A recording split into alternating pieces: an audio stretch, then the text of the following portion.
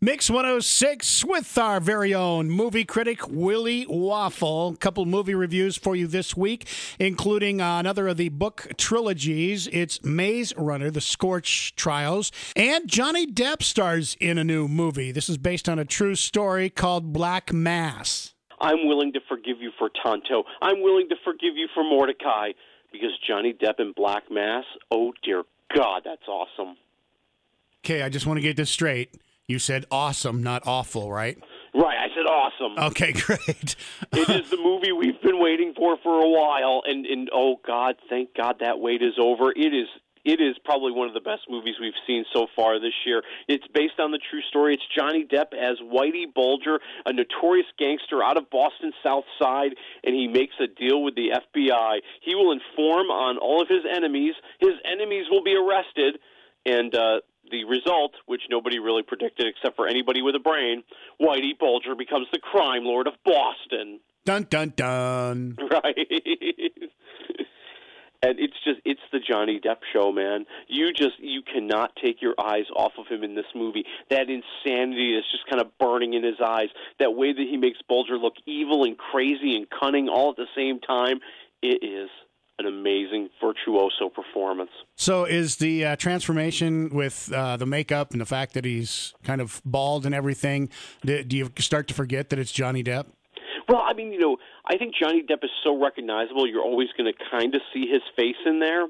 But, you get wrapped up in the character. You get wrapped up in this saga and how it's going down and how Whitey Bulger seems to be playing both sides of the fence to get everything he ever wanted. And just, kind of the complexity of the whole thing.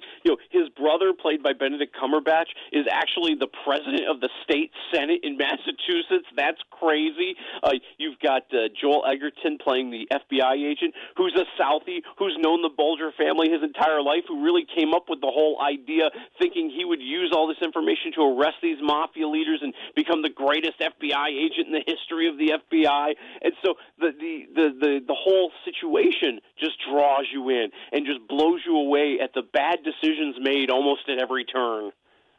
So the weird thing to me is that, and the reason why I didn't have high hopes from the movie, even though I love Johnny Depp and I love mob movies, was if this movie is so good, why are they releasing it in September?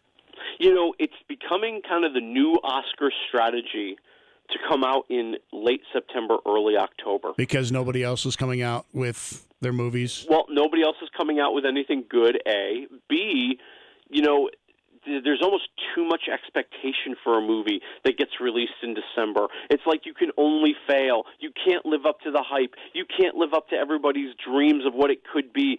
So if you come out in October, everybody thinks it's an awesome movie, and you've gotten a leg up on people. All right, you've kind of given it away by thinking, in your opinion, this is the best movie of the year so far. One of the best movies. There are a few problems with the film. I thought they lost the timeline, as far as when things are happening, and I think that would have helped the audience understand kind of the rise of Bulger in the fall, and how powerful this guy really became. But overall, wow.